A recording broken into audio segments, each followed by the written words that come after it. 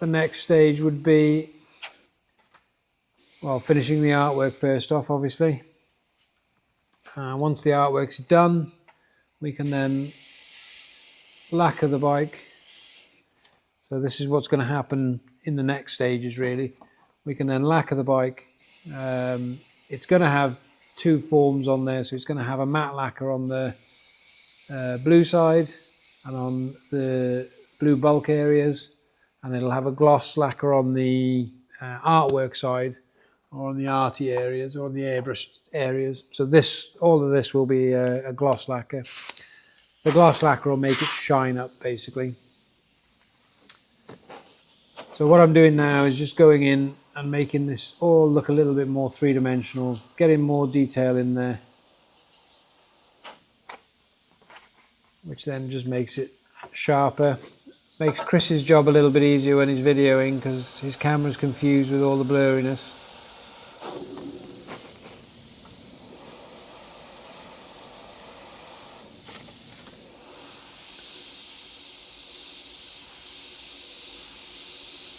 But these are all faux details, basically, so they're not details of anything in particular. I'm just sort of going along with the design, but also adding in my own touches.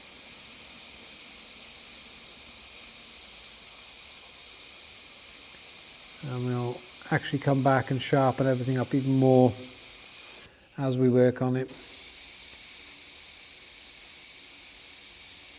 But we want the depth and the shadows and highlights to really, really make the viewer look like they want to touch it and see what it is, and check whether it's actually three-dimensional or whether it's two-dimensional. So it's one of those where you don't want anyone to touch your bike, so you make it so that they want to touch your bike.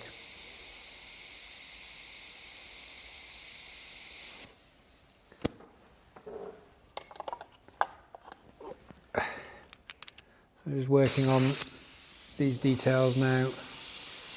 We're going to make this almost like a corkscrew, I suppose.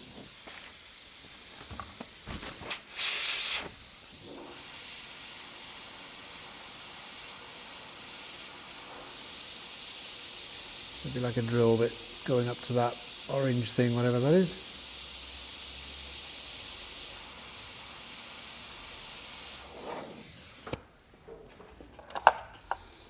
Flicking back and forth, one brush to the next.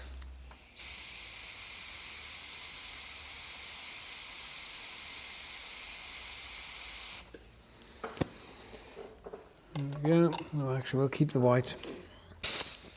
We'll just do a bit more detailing down here in this bottom area.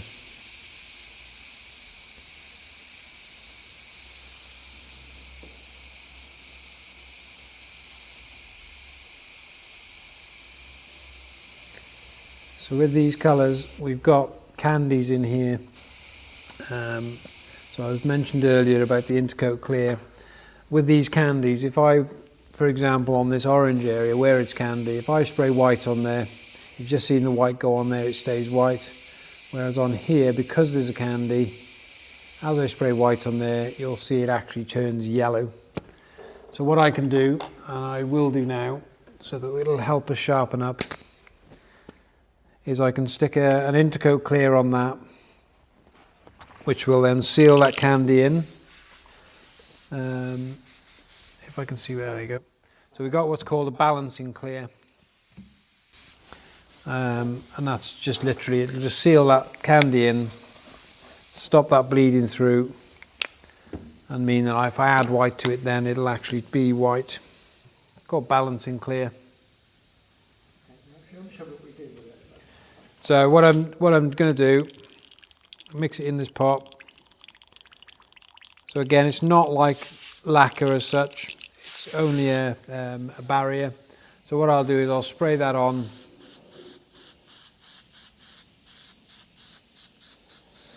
And that will seal the colours underneath. So it's a little bit like lacquer, but it's not actually lacquer. It's just a water-based intercoat, basically. So I'll just let that dry off now.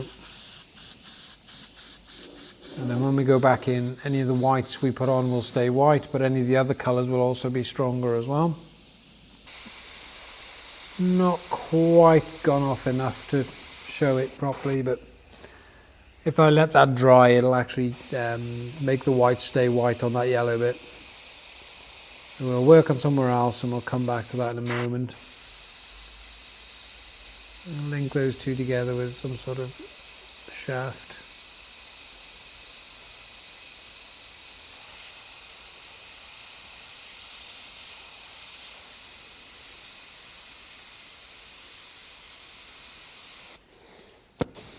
So we work with candies and what's classed as semi-opaque, which basically means if you put an opaque down on anything, it'll show its colour because it generally carries white in it, unless it's obviously black. And then a candy will only show through if the background behind it is lighter than the foreground. So the candies, you could put candy orange on top of black and you wouldn't see any, well, it might ever so slightly tint the black, but it wouldn't be as obvious as if you put it on silver or white, for example. So we use the candies to give a light balance effect. So when it's in different lights, the object or the colour behind will shine through better in sunlight than it will in shade. So therefore making it change and alter with the different light sources on the bike itself. So we did a rock cover recently with a very attractive young lady that was, her hair was fire and her eyes were gold leaf, and basically we made it so that in different lights different parts of that rock cover were highlighted. So her eyes were dazzling in sunlight, whereas her hair looked like just normal fire, and then in sort of room light her hair looked stunning whereas her eyes looked normal. And that was just through using different techniques and different ways of painting for each area of the picture. So with this painting, obviously this is a showcase painting, so this is done to show off what we can do here at Artworx, and in order to do that we've got to put in a number of different effects that do different things throughout the bike basically. So again, we're working back up the frame, just putting in different layers, different things in there to make it look three-dimensional.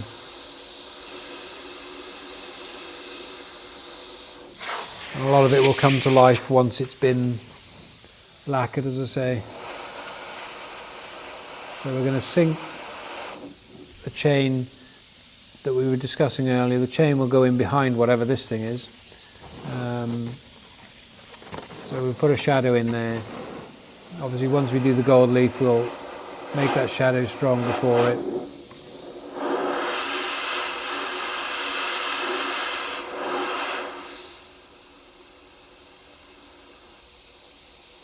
Black areas there.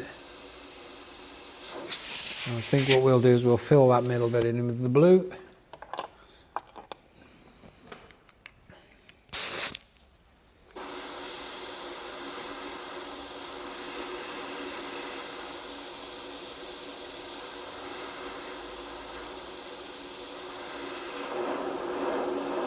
Idea in there now. Again, we'll keep building it back and forth. I've got a pipe down here which I think could do with a couple of joints in it, so I'll stick a joint in this side and then one in there, and all that is just a simple little detail that just gives it something more about it. And we want to do, still not happy with this area here, we still need to work on that somehow. We work on this one. So what I'll do is when I'm doing the gears for there, or sprockets for there, I'll measure what we've got here already and then cut them on the plotter upstairs that did the graphics for the Atherton logos that you saw in an earlier video. So we'll use that to actually cut the sprockets out, and then we'll put the teeth in and everything to make them work and do what they're supposed to do. And then we'll just have to get the chain to be exactly the right size for those sprockets basically.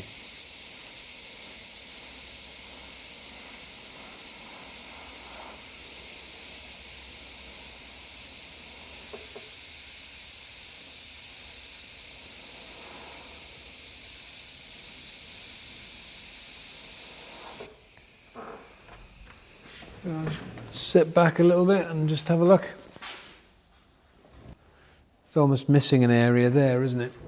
Could almost do with something down here, just to bring some more detail in.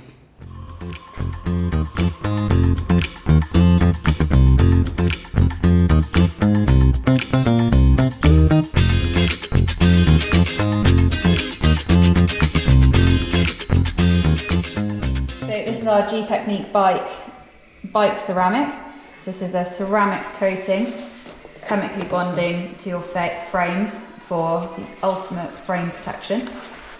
So in the box here, we've got your bike ceramic, a buffing cloth, your frame prep spray, cloth for frame prep, application mitt, as well as some gloves.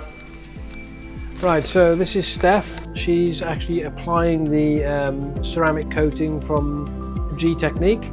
So you'll notice the wheels are in a stand behind, and then the frame is obviously there. I've just taken the crankset out so that Steph can get all around the bike. So this has got to be done in a specific way. All the instructions come in the box, but it's got to be done very, very carefully. Once this ceramic coating goes off, if it's not done properly, it will leave watermark type look. So if it's done properly, it goes on, and then the paintwork actually, after it was done, the paintwork looks stunning again, because it sort of gave it a finish. So the reason we're doing the ceramic coating, and the reason the ceramic coating is being applied, is earlier on in the video you'll have seen that I split the bike in half. So one half is matte blue, and then the other half is gloss with the airbrushing. Now, we would normally Invisiframe our bikes. A gentleman called Dave from Bike Shop Dave, he would normally Invisiframe all of the frames that we do, but you can't do an Invisiframe. Well, you can, but it would be inhibitive the way it would have to be put on because of the split in half. So or prohibitive, sorry. So it's better that, I mean, the ceramic coating won't stop or won't prevent scratches or rock strikes, but what it will do is it'll protect against the dirt and grime and oils of using a road bike. So it will protect the paintwork for a lot longer, and also protect the wheels, as you can see Steph doing there. It's going all around the wheels, making sure they're all tidied up. So she cleans them first, then applies the ceramic coating. As I say, all the instructions are in the box, and there's all the cloths and everything, as I think Steph talks through at the beginning of this video, or this part of the video. So yeah, then she's polishing it all up, making sure it's all finished off and done neatly and tidy, and all done.